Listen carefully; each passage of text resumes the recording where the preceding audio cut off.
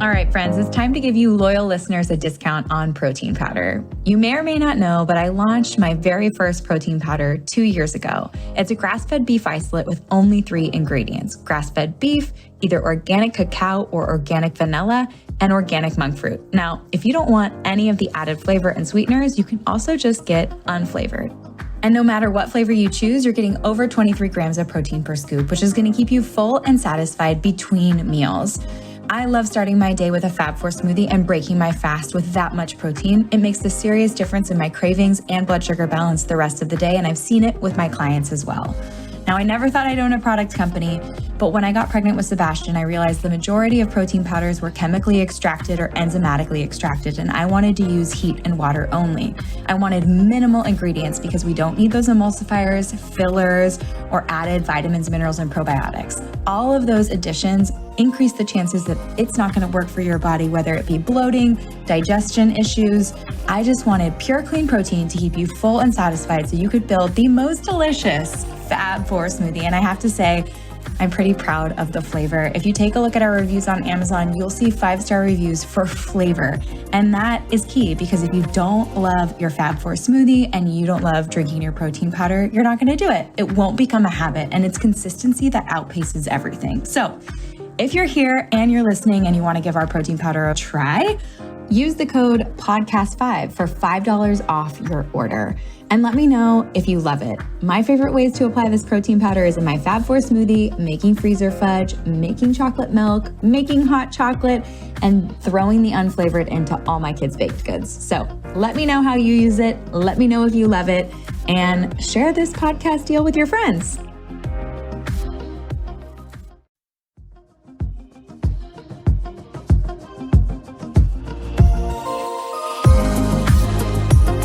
Well, welcome to the show, Dr. Gersh. I'm so excited to have you. I can't even tell you. I feel like since becoming pregnant and starting this podcast, I keep going deeper and deeper into female hormones, fertility, and all the things OB-GYN and the female hormones. So I'm so excited to have you on because you're such an expert. And today I'm really excited to talk about PCOS and menopause. So we're going to give people both topics to learn about and to dive deep into. So thank you so much for just sharing your time. Well, it's my pleasure. And it's interesting that you chose those particular topics because, as will come out, I hope, in our discussion, they actually have a lot in common and nobody really recognizes how they're linked. And I love that you are so sort of immersed into the female world of hormones and fertility, because this is really the spark of life for women. And every woman should understand how their bodies work so that they can actually take ownership and control of the direction that their health and their life enters and goes through. Definitely. I totally agree.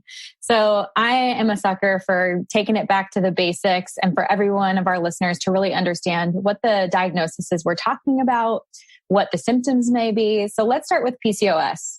What is PCOS?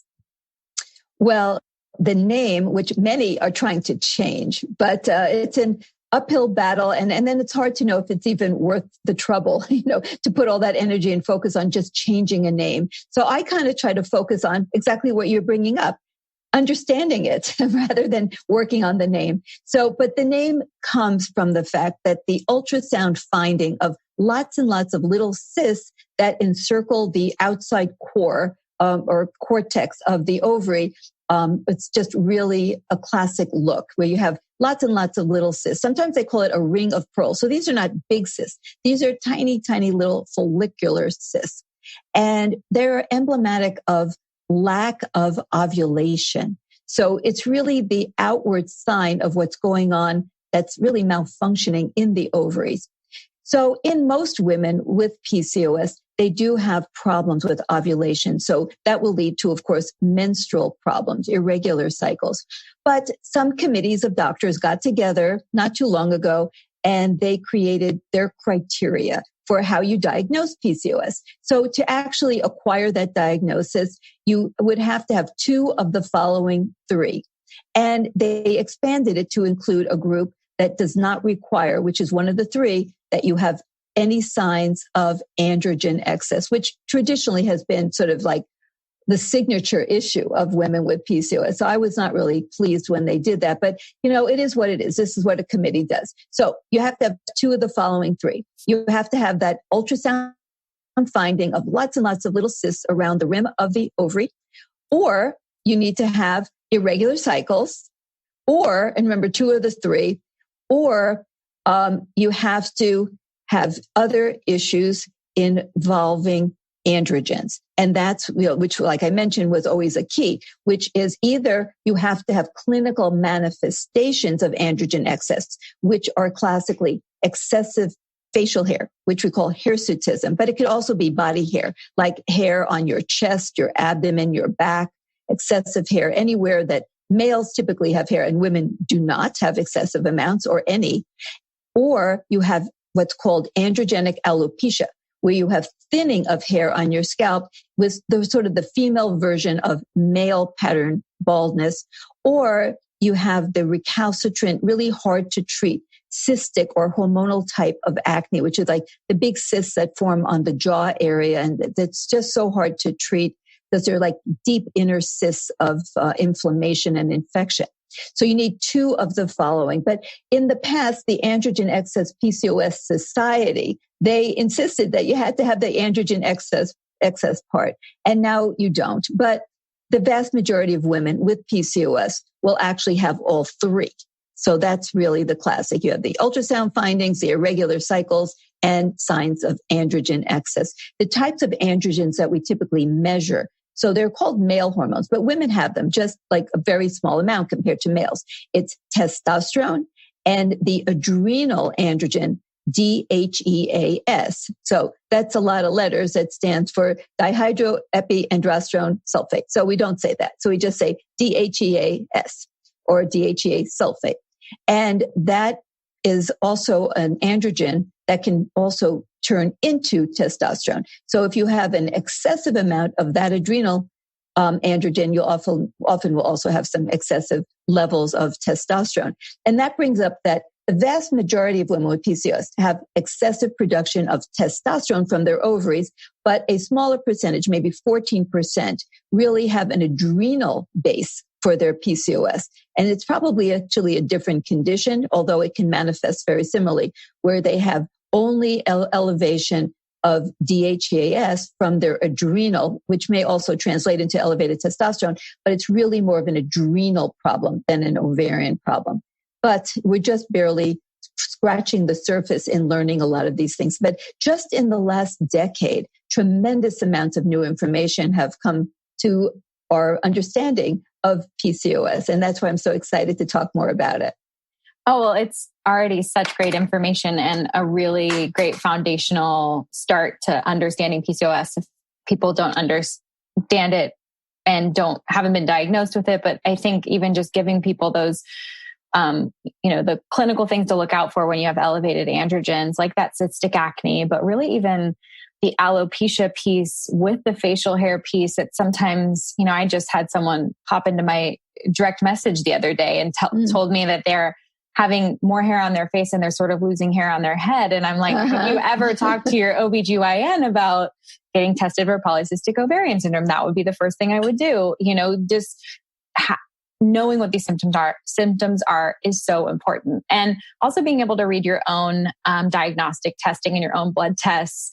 If your doctor isn't looking out for it, but you have some of these symptoms, where should normal female testosterone, where should that marker be in regards to the reference range of normal and for DHEAS? So this is important to know that different labs have different reference ranges. And the way that you acquire a reference range is by testing so-called normal. We don't even know they are normal. They're self-acclaimed normal people. And then we test 2,000 to 3,000. And then we have a range of 95%. They have from the bottom number of the reference range to the top number, that's 95%. So that's almost everyone, but not quite. You have 2.5% above the top number and 2.5% below. So when you're looking for optimal, it doesn't always correlate with looking at the reference range. But if you're out of the reference range, that means you're in the 2.5 percentile, either above or below. So you're really out there in your own little tiny percentile world. So that's usually not what we're looking for. For testosterone, many labs will put the upper number around 45. I mean, some even go higher. They'll go up as high as 60, but typically it'll be about 45.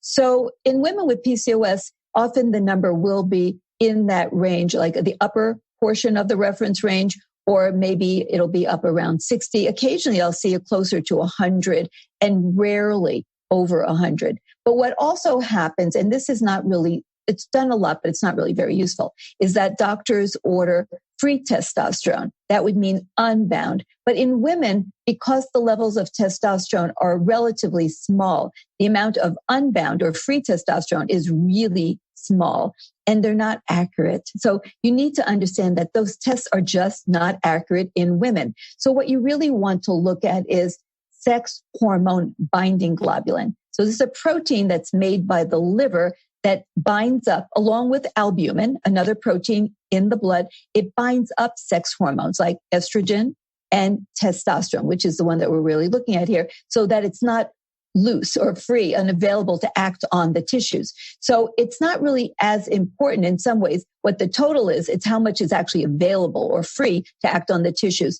So that's one of the problems. Women with PCOS often have very low levels of sex hormone binding globulin. So even if their testosterone level is still within the reference range, maybe towards the upper numbers, but their sex hormone binding globulin is sort of towards the bottom of the reference range for that, then you're going to have too much free. So that's how you figure. But if you order a free, it's really not very accurate. I mean, you can, but just realize that it's just not very precise in women. For DHEAS also, the variation can be pretty significant from lab to lab. So the upper range is usually in either around the upper 300s is typical.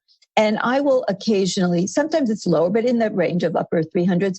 And I will sometimes have patients who have like levels in their 500s of DHEAS. And what I have found, and there's very little written about this topic, to say the least, is that women who have really high DHEAS, they have some of the worst acne of all. There's something about DHEAS. It's really the worst of the worst for acne. However, interestingly enough, if that's their main problem, it doesn't have the same association with metabolic dysfunction. They're not as likely to develop like hypertension or diabetes, insulin resistance as the women who have the primary issue with high testosterone. So it's kind of an interesting thing that there is this sort of difference, but the high DHEAS seems to be just horrible for causing the cystic acne. And it's so important to try to get that down. There's actually a new study that came out that actually talked about any type of PCOS, but to me, it would be really most appropriate for the ones with the high DHEAS, that even if they don't have this condition that we have to always rule out, called acquired adrenal hyperplasia. And we rule that out by getting a blood test called 17-hydroxyprogesterone. Because what can happen is as people get older, so they're not like when they're born. When they're born, if they have congenital adrenal hyperplasia, they are typically, if they're females, they're born with what's called ambiguous genitalia because they have very high levels of androgens that alter the way that the female genitalia look. And the clitoris becomes gigantic. So they can't tell, like, what is this? What is this baby? You know, it's like not clear. It has features of male and female, it looks like.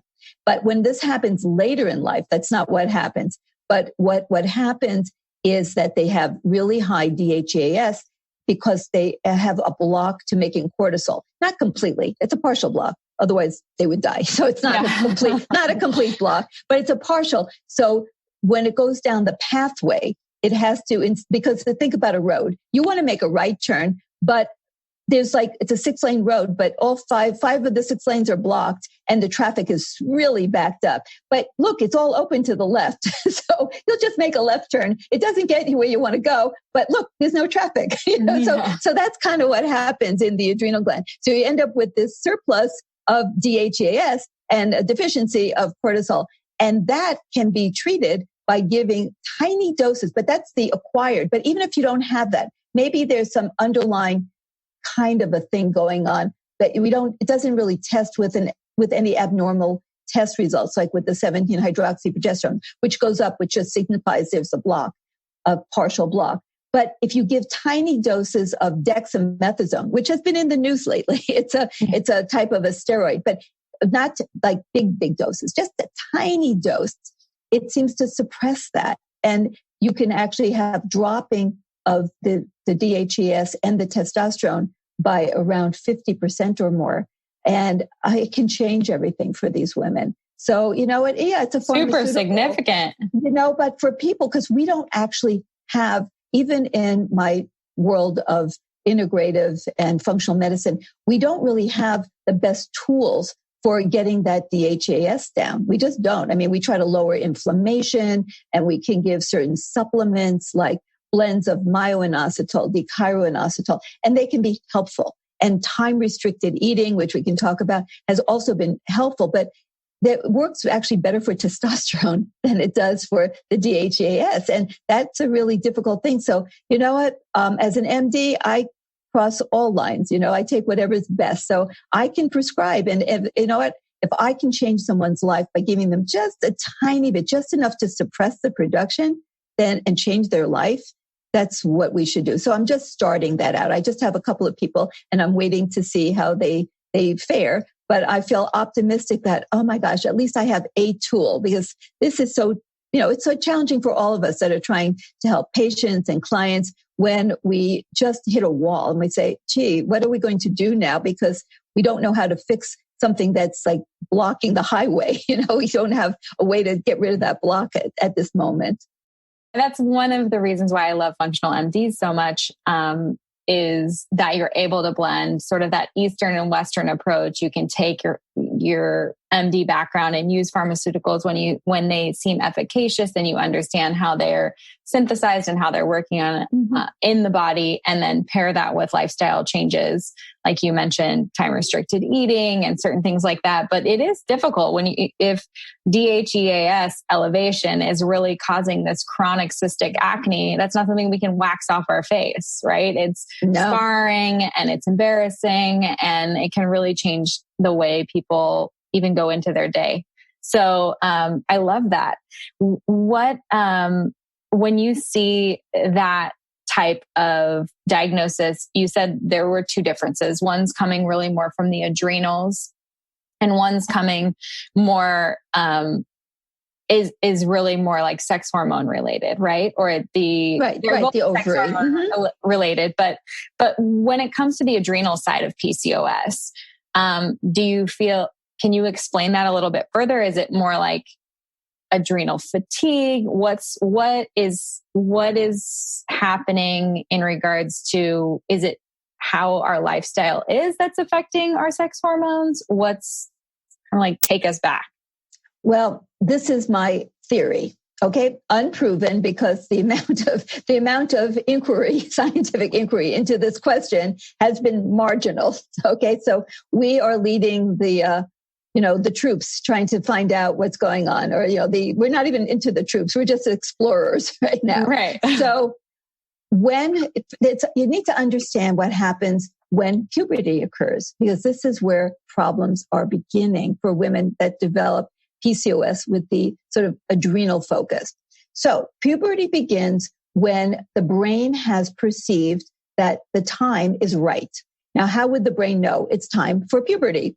It's by the number of days, light and dark. So it's light and dark cycles. The brain keeps count of, okay, it's light, it's dark, it's light, it's dark. And it's like, okay, enough lights and darks have come and gone. It's time for puberty. Now, this actually is a problem. A lot of girls are going into early puberty.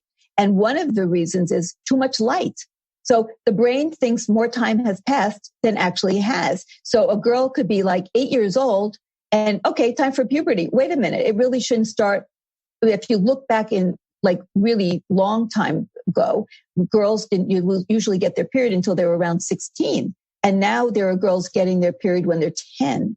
So usually from the onset of puberty until the period comes is at least about 2 years. So that means if somebody gets their period, that's like, okay, you're 8 years old or you're 7 years old, puberty should start now. And this is happening because there's too much light. People go to bed and they keep the lights on, or they're watching too many blue light screens. And this is giving the brain the wrong idea about how much time has come and gone. Also, if you eat all over the place, like you just never stop eating and you eat late at night, and kids are doing this, like they just have nonstop eating. When did this become the norm? Like they don't have meals. You just like eat all day. This also is a problem because the brain also has nutrient sensors and can judge time by how many different meals you've had. It's like you never stop eating. A lot of time must have passed. You must be at least 12 or 14. And no, you're actually 7, because you've had so much light and so much food, so it's judging by these things. So that's another problem. By the way, early puberty is associated with a lot of problems: depression, metabolic problems, more obesity, cardiovascular disease, even later in life. So it's not a good thing. We set the stage for the whole life when we're kids, actually when we're in utero, another story, which actually relates to PCOS.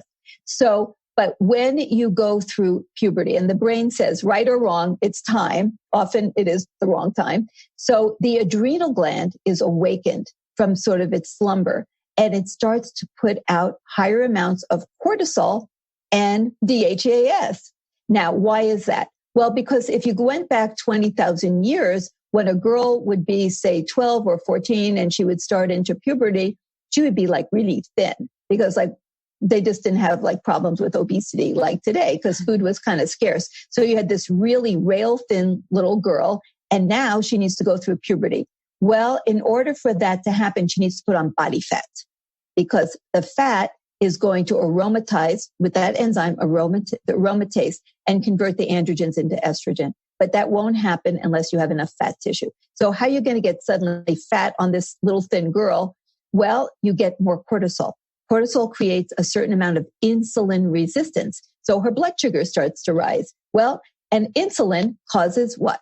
Fat production and storage. Yep. And now you have more sugar. So there you go. You start putting more fat on. Also, when you have a higher cortisol, it increases appetite. So now you have a girl who's suddenly getting hungrier. She wants to eat. And it also gives her like more energy because cortisol is like the stress hormone. So she's going to want to eat more and she'll stay up a little bit later, probably eating more because at that time, that's exactly what nature wants a girl to do. Eat a lot and eat late and get a little fat, but not really fat. Just put on fat because they didn't get fat 20,000 years ago. Just get a few little fat pads on her hips and so on, and turn that little skinny girl into a little figure, hourglass figure girl. Right. That's what they would do. And so you need that cortisol. Well, then you need to have some estrogen. Well, where are you going to get estrogen from? The ovaries are asleep. So you get DHEA. The adrenal glands is waking up, makes more cortisol, and it makes DHEA sulfate, which also converts to DHEA, which is a lot of people have heard of DHEA. So you get both of them because the DHEAS converts into DHEA. So that's the androgen, like male type hormone. And what does that do? Well, that gives you the sex type hair, that people are associated with the beginning of puberty. So girls start getting pubic hair. They get hair under their arms. They start growing leg hair. They start having all the signs of androgen. So that's typical. That always precedes like breast buds. So the first sign of puberty is sexual hair. Okay. And that's the androgen. So now what happens is you have the androgens, which are the precursors to estrogen. A lot of people don't know this. All estrogen is derived from androgens. So you have this enzyme that's located in a variety of places, including in adipose fat tissue. So now you have more fat tissue. You have more androgens. You have an upregulation because you have all this cortisol that creates a little bit of inflammation. Inflammation triggers the enzyme aromatase to be turned on or upregulated. So now you have all of this androgen, not all of it, but a lot of it being converted into estrogen in the fat tissue by the action of the enzyme aromatase. So suddenly things start to change. Now the girl is starting to get breast buds and what's really interesting is somehow, and we don't really understand this, but when estrogen starts to rise, it wakes up the ovaries. And now the ovaries is like, okay, I woke up. And then the brain gets activated and it's also awakened by this estrogen that's produced in the fat tissue to start triggering through the pituitary gland, the gonadotropins, LH, luteinizing hormone, and FSH, follicle stimulating hormone. Now, these two hormones have receptors in the ovary.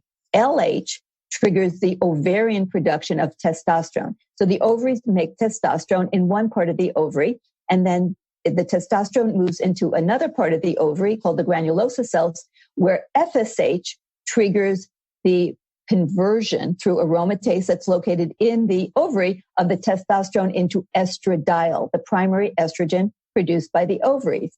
Now, as you have the feedback system, you need this perfect feedback system where the estrogen that's now being produced in the ovary feeds back into the brain. And there are certain receptors in the brain, in the hypothalamus, and then they trigger back more LH. And then you end up having this back and forth, and suddenly you get this giant spike of estrogen produced. It's like a miracle. We don't totally understand how this amazing thing happens. Through the FSH, it suddenly like has this big spurt of FSH and it triggers this giant production of estradiol. When you have that giant production of estradiol, it then triggers this big spike of LH.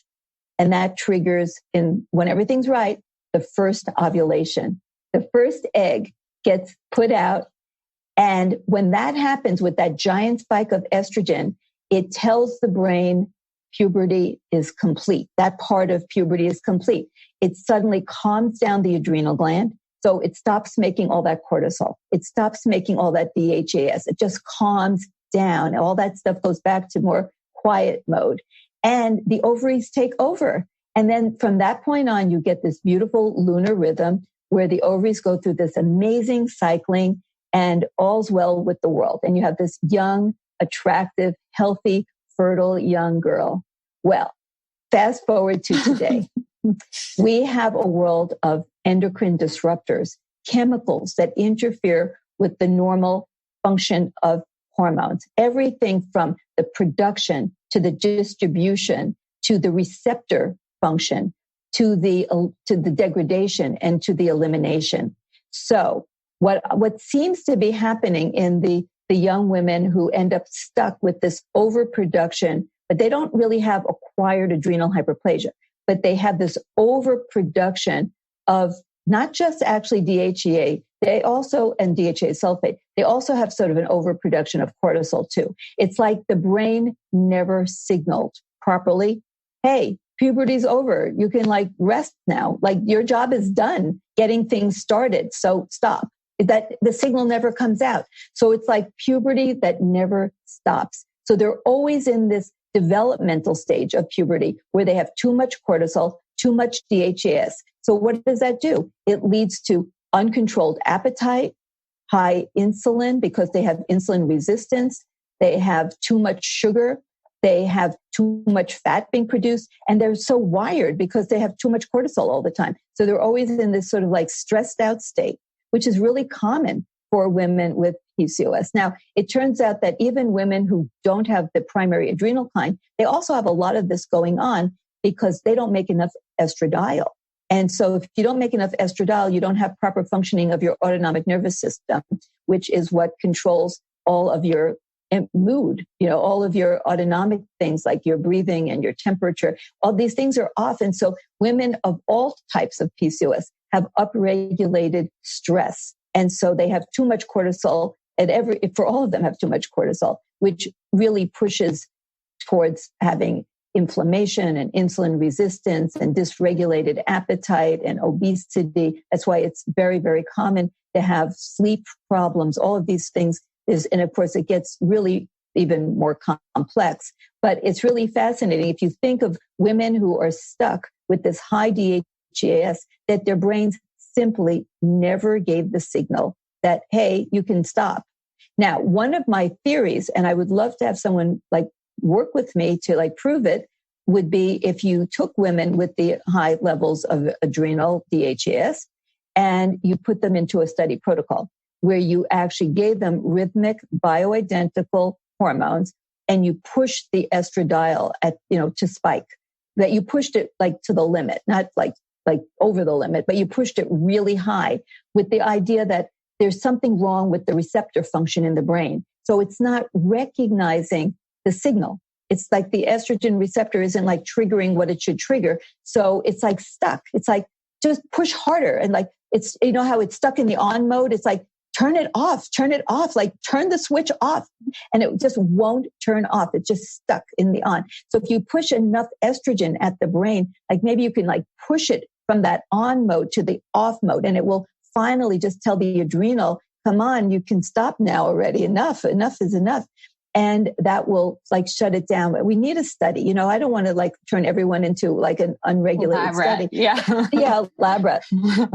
But I mean, there's so much that can be done. The problem is there's so little interest, and now there's like so little funding. You know, you need both interest and funding. Right. But at least you have to start with a hypothesis and a premise. And then hopefully someone out there will say, I'll fund it. You know, we can do this, because when you do human studies, it's really complex, and you can't do this on a rat. You know, this is not going to be the same. So you have to have humans, and then you have to have IRBs. You know, it's when you do a real human study, it takes a lot of money, and you need to get enough study subjects all together at the same time. You know, so you need to recruit. So it's complex, but this is really where I think the future will go for these women, and recognizing that helping as well to do like detoxes, like to upregulate the detoxification pathways in the body and lower the toxic load, their body's accumulated load of toxins, may also help, you know, because we don't really know, but it can never hurt. It can never hurt to get rid of all kinds of toxins that the body is accumulating, plastic related things like BPA, bisphenol A, and phthalates, and flame retardants, and heavy metals, and all of these different things, pesticides, herbicides. You know, all these things are in high amounts in people's bodies now. And almost all of them, if not all of them, are endocrine disruptors. So they interfere with many of the endocrine systems, the hormonal systems.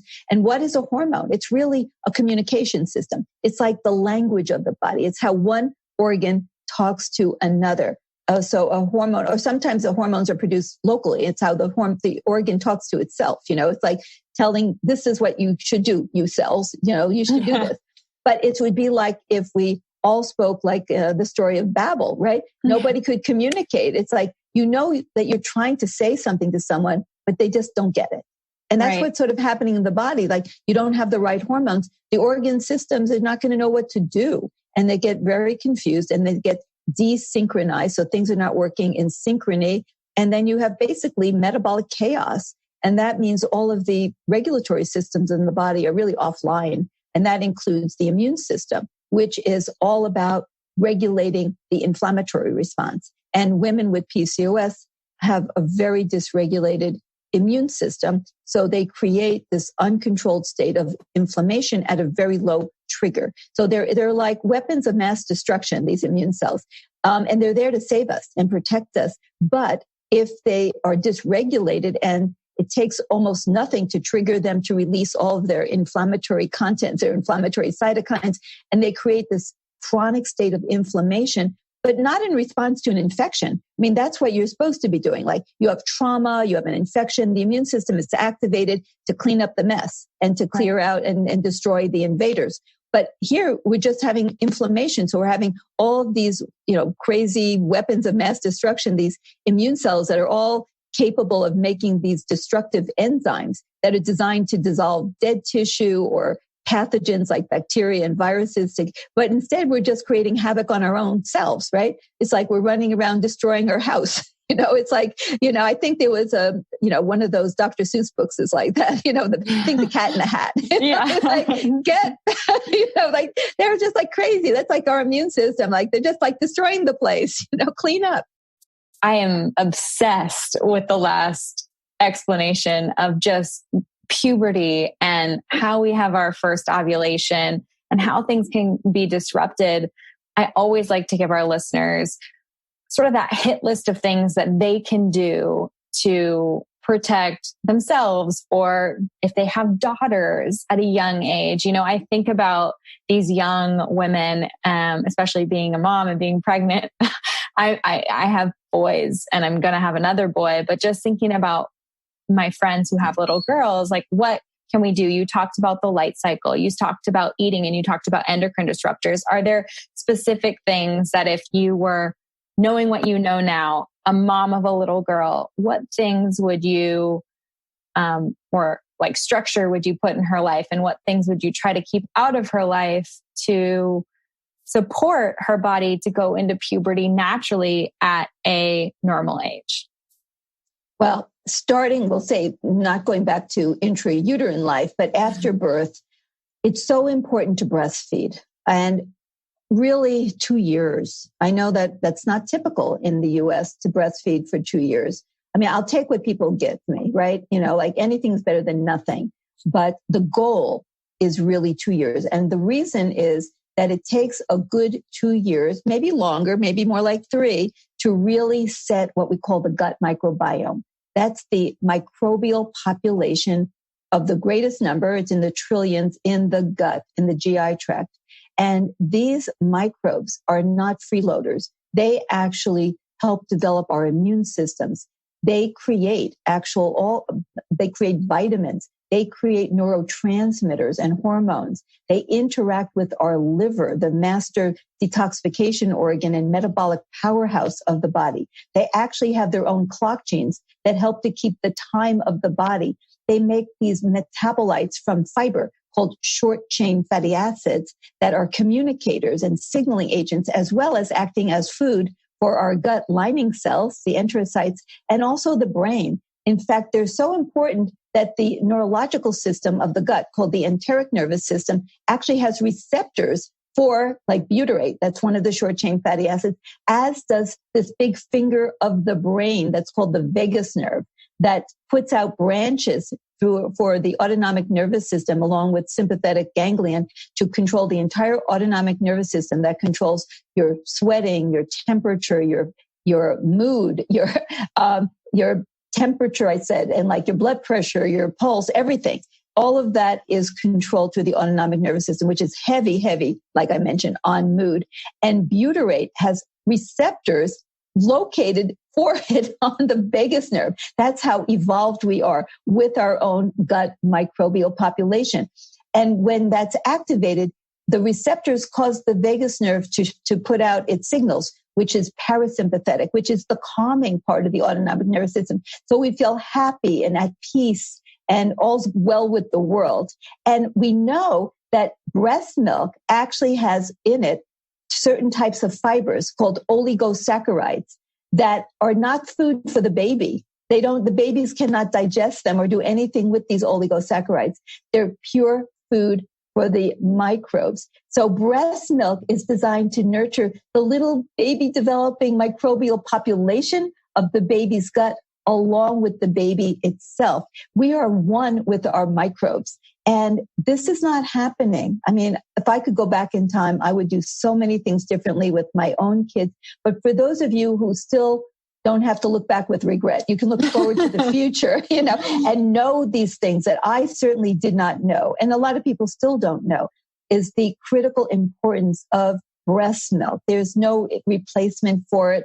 They're actually in formula. They're actually putting probiotics into formula now, because that's already in the breast milk naturally. There's actually like a secret conduit that goes from the mother's colon to deliver microbes, the probiotics from the mom, into the breast milk to help nurture and create the microbial population of the newborn baby.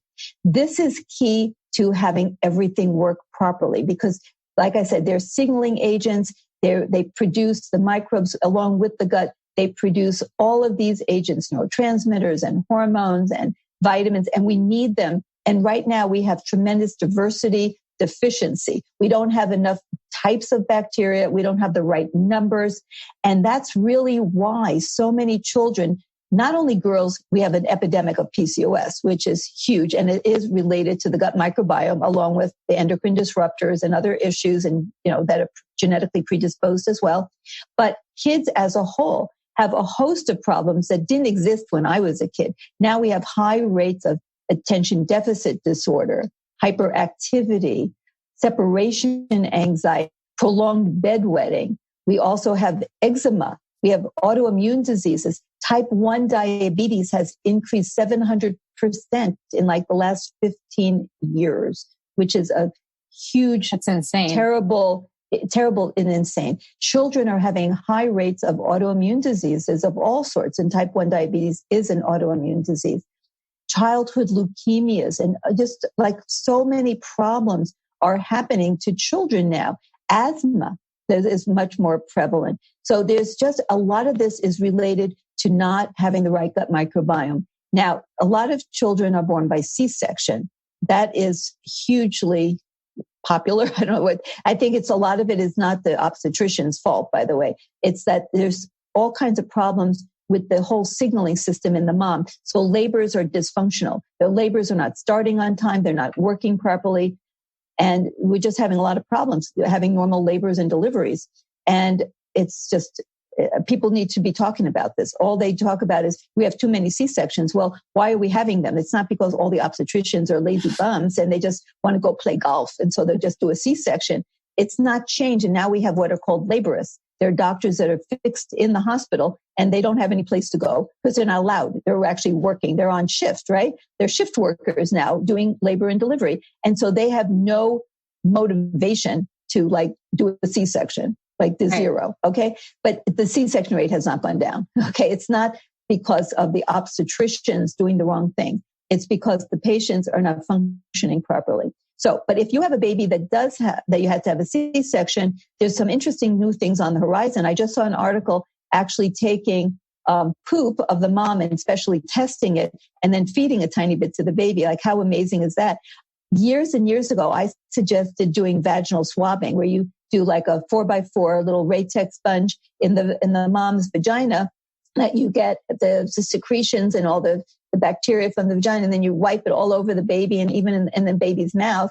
And you can imagine, or maybe you can, the looks that I got from the head of the maternal fetal medicine department at my local hospital. He thought I was like loony, I'm telling you. And then of course and then he really shut me up, and I just should have really just spoken out loud to other people. But, he just was so humiliating. But, that was a long time ago. Now I would never put up with that. Yeah, so, good. But no, I would not, No, I would like scream it from the rooftops. But I didn't have any social media at the time to like get it out, Right. It's like too many years ago. That's the problem. If you're too far ahead of the curve, then, you're ostracized. And before social media, we didn't have any voice. There was like no one to tell. But now there, of course, people have been talking about that. And now they're talking about feeding poop.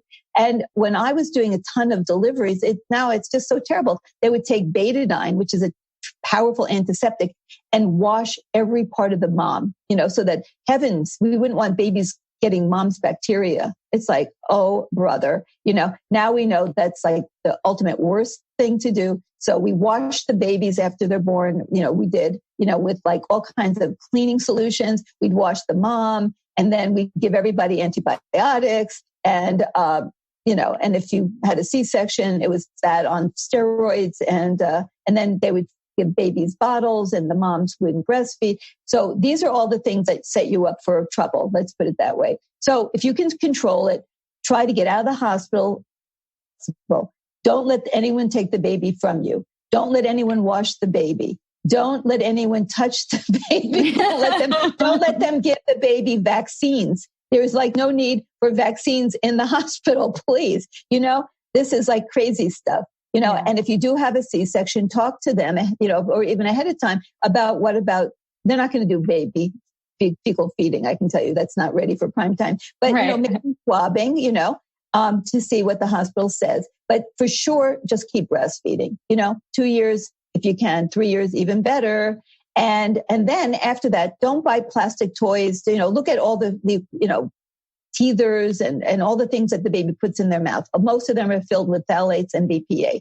Those are horrible endocrine disruptors. And then make sure you get organic food. There's no room for pesticides and herbicides in a baby. So make sure you get everything organic. Try to look at things like the baby's crib. Is it a foam mattress? They off-gas things like styrene and benzene. So you want to have an organic baby mattress and organic baby bumpers, everything organic. We don't want products that off-gas solvents. Okay, we do not want that. Your baby's face in the pile of gassing solvents.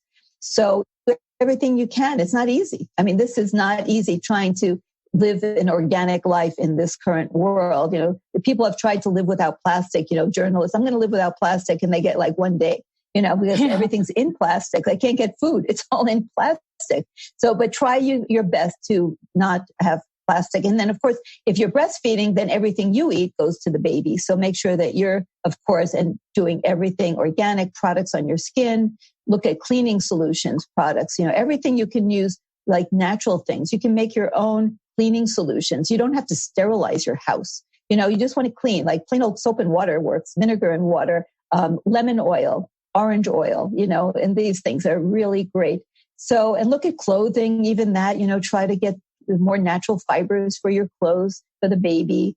And it's tough being a parent today. I just bought whatever, you know, but you know, we didn't know. But, you know, they said they wouldn't sell it if it was dangerous. But now we know they do.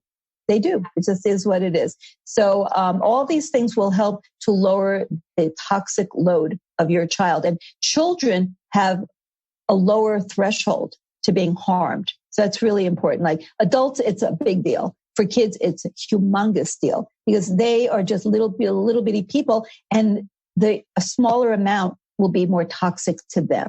And they're still developing. Remember, the brain is not finished until you're about 26. So you're still getting a brain. You know, the brain is not done when you're born. That is for sure. That's why even teens, and they're not done. They're cooking still. Everything, like the female body, when you go through puberty, like a 12 or 13, 14-year-old girl's body does not look the same as a 30-year-old's, right? You could probably tell the difference. Things are still developing. The vagina is developing, the bladder, the breast, they're still changing. The brain, for sure. So, you know, things are still cooking. Definitely stay organic, always, but it's even more important while you're still in the mental phase because you don't have a second chance. It's that we can't redo and say, okay, redo. We messed it up the first time. No, like film crew, come back out. We're going to do a reshoot. No, it doesn't happen. No, you can't. You get one chance and one chance only. So it's worth the effort, even, you know, if it sounds a little over the top, to try to, it's, you know, like when you really understand the significance of it, and it becomes just a lifestyle, right? That you're going to buy organic things. You're not going to, you know, it's just, it also simplifies life because you just don't buy as much. Right? I would say, yeah, making the swap. I have a free clean beauty guide because I just found that when I'm working with clients, whether it's what they're putting on their skin or their makeup or, like you said, clothing, I have a clean nursery guide. It's just, sometimes it's overwhelming, but if you just take it like bit by bit, like purchase by purchase, and then you just go, oh, that's I buy Branch Basics or I buy Puracy, and I know that they're like plant-based, totally clean, no phthalates, you know, no endocrine disrupting chemicals in these type of brands. And then you just always buy them. You don't actually, it makes life simple. You're almost a minimalist in that exactly way. Right. That's right. You know, it's amazing how little you need when there's hardly anything you can buy that's being sold. Because, you know, I've done occasional tours of supermarkets just out of curiosity, not recently, but, you know, I just thought, like, what would people buy? Like, I never even look at those lanes, you know, those aisles. I don't even know what they have in them anymore. We usually just shop at the farmer's market. I don't even like, what do they sell in the store? And no, there's like nothing here to eat, you know, like it's like an entire supermarket, and I couldn't find anything that I could buy to eat because nothing looked good. I mean, when you get to the produce department, there's that particular time, there wasn't that much good looking produce that was organic. Some stores are now really doing better. And I hope it's real. You know, that's why we usually buy from farmers markets where we know the growers, because I worry about like sort of industrialized organic too. Like, what are they pulling on us? You know, they just plant-based organic pesticides. Yes. You know, and it's like, exactly like, you know, you know, I guess I just come into this world now. I'm too skeptical about a lot of stuff because been burned before, you know, when I trusted Big Pharma years ago. Like, why did I trust you guys? You know, you just gave me all this stuff to like that was really toxic for my patients. And now you just took it off the market after I prescribed it for 2 years, like, don't do this to me again. Well, now it's like, trick me once, trick me twice. You better prove that it's actually safe before I'm going to ever prescribe it. That's for sure. I mean, what will we do without doctors like you? Because honestly, everyone would just listen to big business and start prescribing. And it's really just Band-Aids, right? It's like, oh, you have depression now because of your sex hormones, or you have adrenal fatigue, or we have this, and we're just going to just Band-Aid your whole body and just keep living this life that you're living. And nobody feels good that way. It's always good to, That's why I always love it when I have people like you on the podcast, because the education is priceless. Like understanding what's supposed to happen with your sex hormones. What does that symphony look like? What should your markers, what's an optimal range for your markers, and what should you be looking out for symptom wise? And then what can you do to lower your toxic load? You can pull out all these endocrine disrupting chemicals. You can use clean organic products. You can really focus on your gut health to support you and, inoculate all of those good microbes so that you can protect yourself. Like there are things we can do. We can learn and be scared, but we can also just learn and be proactive. And I think that's definitely the best approach. Well, absolutely. I never want to leave, saying this is such a gloomy, hopeless situation. But reality. Yeah. Well, there's a lot to be concerned about. I mean, I do believe in climate change. And I do worry about the impact, by the way, of climate change on health, which is huge, as we have different vector agents coming into play that, for example, different strains of mosquitoes and bees, and that are like really hostile, because we love bees in general, but not these like Africanized and very hostile bees that just attack with no warning for no reason. And the different diseases that are now being carried. Dengue fever is coming into areas that never used to have them. Like tropical diseases are going to be coming that we never heard of in the US, could be here. And this is a climate change. We have climate change refugees. It's like, I'm in California. It's like, can we come and stay with somebody else? You'll have to come. It's like, okay, all of us in California, we're going to have to move, east of the Mississippi. I don't know. The whole West is burning up and there's a lot of air pollution. So there are challenges for sure. That's why we have to make wise decisions every day for ourselves, for our families. And all of this, the thing that we started talking about, like PCOS and touching on like menopause, all of these things across the entire age spectrum. So You never outgrow the need to have healthy foundation of life, food and sleep and exercise and stress control and the magic of sunlight and all these things.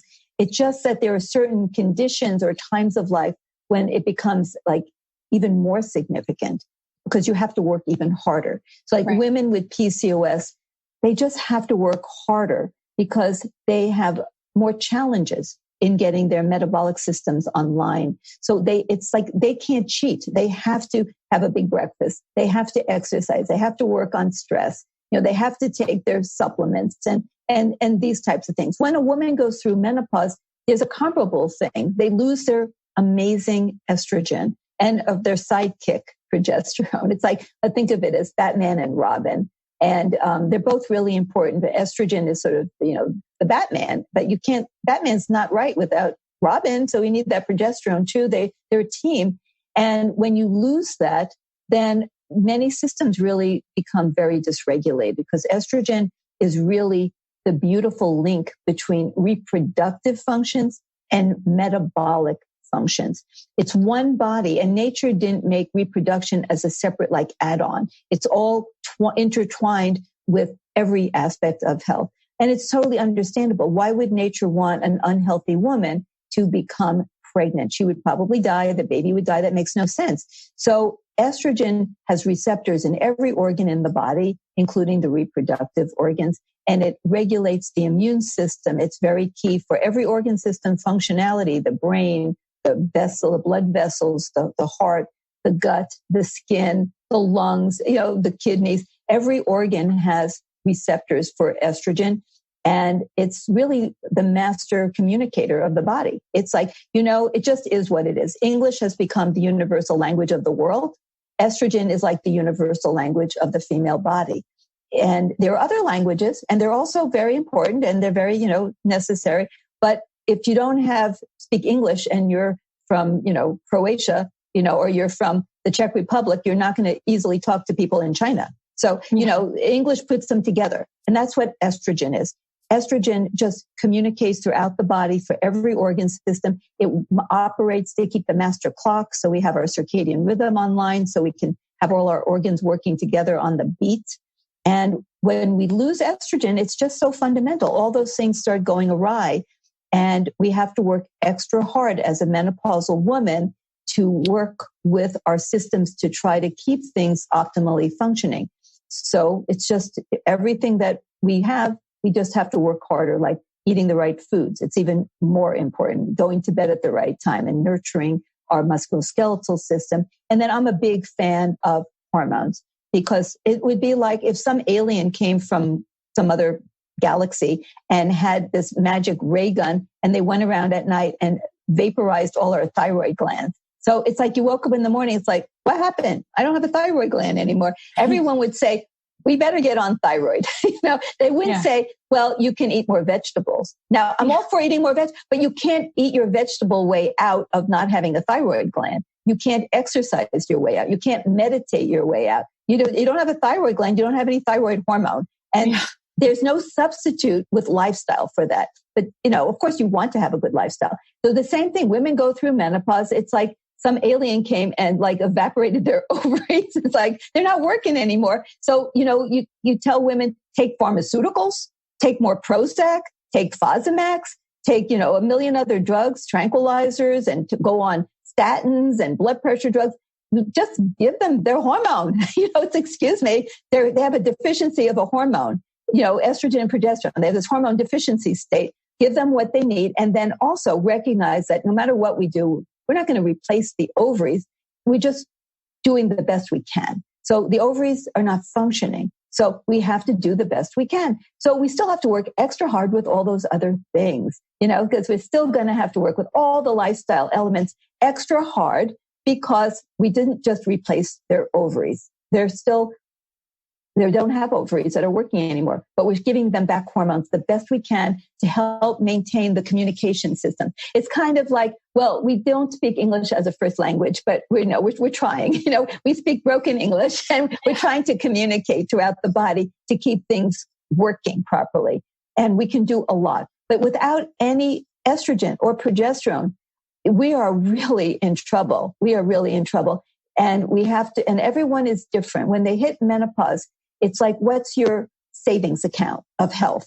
So some women hit menopause and they've been super healthy all their lives. So they actually have like a big savings account. They're going to be able to sort of glide for a much longer time before they crash. Mm-hmm. Other women, they have been on, I hate to say this, like oral contraceptives or similars for 20 years. They have not had good health. They've eaten fast food, the standard American diet. They've been sedentary, watch television for hours every day. They do not have good health. When they hit menopause, they have no reserves of health in the bank, and they will crash. And that is bad. And so they need extra help. So everyone doesn't go through menopause the same. Plus, we have different genetics and everything else.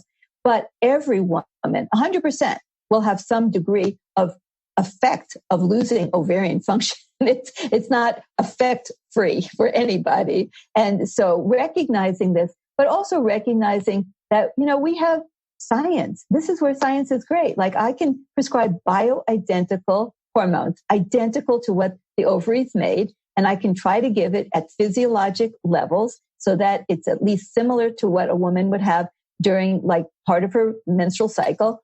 I can do a lot. Okay. And then I add in all the lifestyle stuff. And guess what? We can keep those women from crashing for a very, very long time. So the idea is that if you will crash eventually, you want to do it when you're at least 100 and really fast, So like, you're like, everything is fine. Then one day you just make a nosedive. But you're like, up until that point, you are sailing high and you are so happy and functional. If I have the cure for mortality, I'll let you know. But right now I don't. So I just want to keep sailing high and having the great life. And then, when I'm 100, okay, I'll crash, but really fast. And, it's over. But we have a good long run of it. I'm so curious just how we're seeing young girls having, going through puberty and getting having their first period and menstruating earlier. Are we seeing women go through menopause earlier? And what is the official diagnosis? And like how long without a period would be diagnosed as, okay, you're in menopause or you're postmenopausal? And what are like some of the symptoms of low estrogen? Obviously, I mean, things that come to mind for me are like vaginal dryness and like dry skin, brittle hair. But what do you see clinically in your practice with women going through this? And on average, like what's their age? Well, the average age is between 50 and 51. There actually is a substantial group of women who go through menopause earlier, and it's harmful. There's no question. The data is very robust that early menopause increases all the cardiometabolic ills associated with aging at a much earlier age. So basically, you accelerate aging by about a decade if you go into menopause early. So the things that happen to women in their 70s happen to the women in their 60s. Everything moves up by a decade, and women are more likely to have, even cardiac events like heart attacks or strokes in their late 50s if they have an earlier menopause, like in their early 40s or even earlier.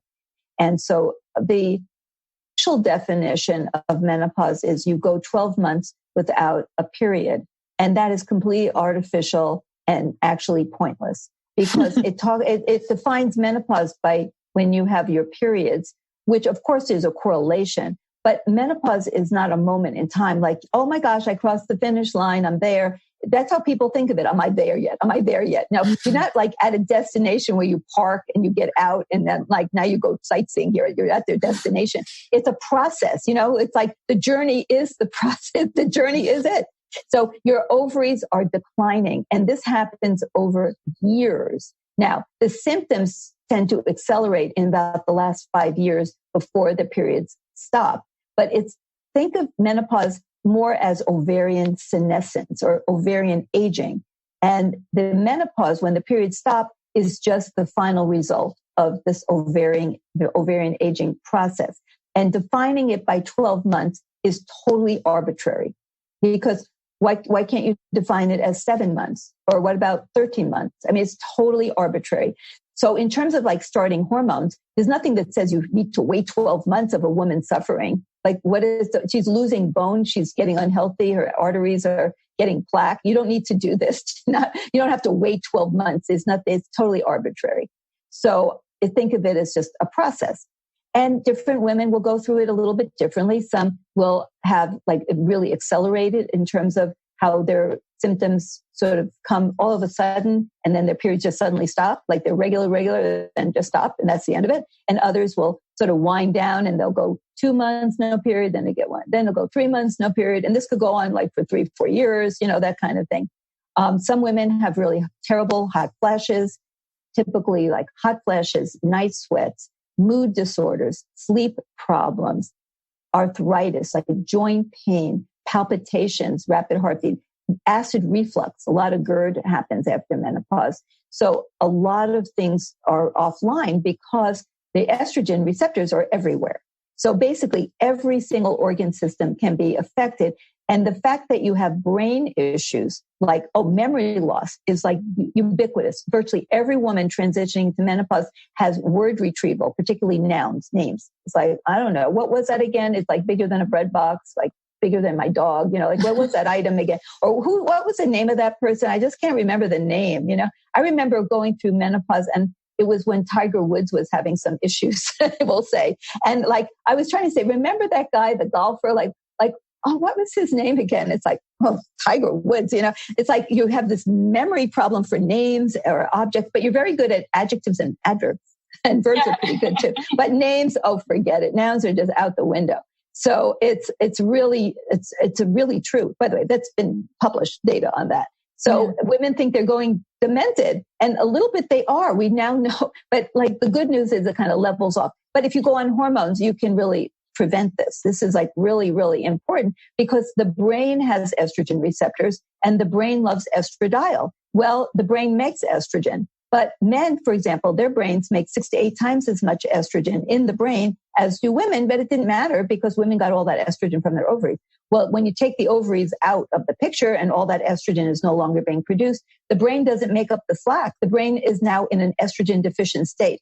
That affects the serotonin neurons in the brain that have estrogen receptors that keep you happy, calm, and able to sleep. It also affects the acetylcholine neurons that fix memory. That's what acetylcholine does in the brain. It helps you to have memory and thinking.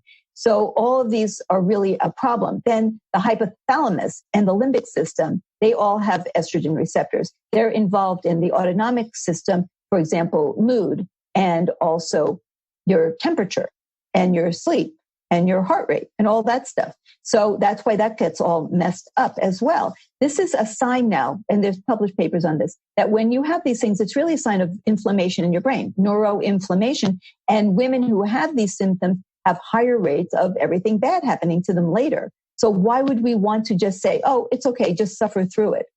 It's harmful. It's really harmful. So the trick, I mean, as much as I am 100% in favor of all the stress reducers in the world, you know, if you recognize that the brain is saying, I need more estrogen, like give the brain some estradiol, please. It needs it. You know, the brain will be so much happier. The other thing is it's very difficult to repair damage. It's much easier to prevent damage. So the earlier you start on hormones, the better. In fact, they've shown that if you're not getting any hormones for at least like 10 years, the hormone receptors actually change their functionality. And when you give estrogen, it doesn't have the same effect. It's like they get like rusty, think of it like that. And so it's like it doesn't fit in anymore. It's like certain things, if you don't use it for a long time, it just like changes. And now it doesn't, even when you try to use it, it doesn't work right. So you want to keep your estrogen receptors like exercising and getting that estrogen in there. And also something might fit in there. How about an endocrine disruptor? You know, so it's like, and then you get, not only do you get no message, you get actually the wrong message. Because a blocked message. A different message gets in, right? Blocked or the wrong one. So, but menopause is a journey, and it's all how you frame it. So I see it what it is. It's not the beginning of the healthiest time of a woman's life. It's actually naturally the beginning of metabolic chaos. But smart people that we are, we know how to really diminish the harm of menopause and turn it around on its head and reframe it into a good phase of a woman's life, a phase when she can be incredibly productive and happy and functional in all sorts of ways. But it's not going to happen spontaneously. You know, it's not like you'll just bloom because you're in menopause. I mean, I want to be honest about that. Yeah. It's not the time of blooming. It's not, you know, think of like the winter, you know, so it's not spring. But we can help it. You know, we can turn it around. You know, we put it in the hothouse, you know, we nurture, so we get orchids in the middle of December and January. You know? So we can do this. All women can do this, but we need to recognize that it really is a hormone deficiency state. And just like if you lose your thyroid mysteriously or in some other way or naturally, you want to replace your thyroid hormone. When you lose your estrogen and your progesterone, just because it's universal and natural doesn't mean it's naturally good. You know, when you lose fertility, you lose metabolic homeostasis. It's all one connected body. And it's not like just fertility is gone and everything else goes humming along. No, it doesn't work that way. But the future is bright as long as you recognize it and take active steps to deal with it. Because spontaneously, menopause really heralds a challenging, not healthy time for women. But we turn it around on its head and we make it a really good time. I love it. I love that you're just giving everyone a glider plane so that they can glide till they're 100 and nosedive at the end. Exactly. Let's just talk about optimal ranges for estrogen and progesterone. And at what point do we start to see that the decline is happening enough to begin some type of bioidentical treatment? And what are like the average doses that you're recommending for clients to stay in their glider plane and feel the best that they can in winter? Well, the numbers for estradiol have really changed as we've done some different types of lab testing. So it seems like if you get an average of about 100 picograms per mil, so the number would be 100. Mm-hmm. And so if you're going to be giving hormones as a replacement, I usually like to have approximately around 100 when I measure the level. But I also go by how the woman's feeling. Absolutely. But we know that if the level gets much under 50, then it's not going to really provide the support we need for all the organ systems. So we want to definitely keep it above 50. And we really don't need to have it really above 150. So if we keep it in that sort of 50 to 150 range, that would probably be optimal. We used to think it should be higher, but now that they've like recalibrated some of these lab tools, it's come down a bit. But it's interesting. I've looked at graphs of women who are totally fertile, healthy. They're all at the same age. And at the same moment in their menstrual cycle, if they all have 28-day cycle, it's like everyone does not have the same estrogen level. But that's like everything in life. There is actually a range. So that's why I give a range for everything and based on how a woman feels as well. So that would be sort of where we would want. A menstrual cycle is all over the place with hormone levels because it can be as low like during the period as like 20 or 30 in some women, and then as high as almost 400 in some women when you get the spike. So you really have to do like a test that I order sometimes called menstrual mapping from laboratory ZRT, and you can actually map out the entire menstrual cycle with progesterone and estrogen and LH, and so you really see the cycle. But if you just get just a random level in a woman, it's not really going to tell you all that much. I mean, you could try to time it to the day, like I'll get a day 12, I'll get a day 21, and so forth. But, if you really care about, then you should do the menstrual mapping. But for menopause, there is no menstrual mapping because your cycles are gone. So right. we just want to know if you have a very elevated FSH. If your FSH, that's follicle stimulating hormone, if that's going up, that's a sign that your brain is saying, we do not have enough estrogen, make more ovary. And the ovary is like not complying because it can't. So your FSH, follicle stimulating hormone, goes up. And then the estrogen level in the beginning of the perimenopause or transition is crazy too. It can be up, it can be down, it can be up and down. And then of course it ultimately stays down. But the FSH also can be up and down. So a lot of times we have to go by symptoms and cycles as much as levels because they can also be crazy. But if you get a high FSH and a woman is having clearly symptoms consistent with menopause and she's not going into like thyrotoxicosis or something else is going on, because you check like the thyroid and you check other kind of measures, the blood count and chemistry, all the basic testing and so on. There's no reason not to start her on some background hormone just because we know that having hot flashes and not sleeping and that sort of thing, mood swings is really bad. It's really bad. After menopause, the average woman's risk for having depression goes up like 4 times. And if a woman has a history of depression, it goes up like 16 times. I mean, these are really vulnerable times for women and mood disorders, depression. So we want to get on it right away. So there's not an absolute, but if you have an elevated FSH, you're having symptoms, starting to have maybe irregular cycles, you can get on some hormones right away. There's no reason that you have to wait. There's no like, you have to wait for 12 months with no period. No, the symptoms, remember, it's a process. So that's a made up definition of no value. I think it's actually harmful, that definition, because it doesn't really understand the process. And that's not helping anybody. So those would be sort of very basics.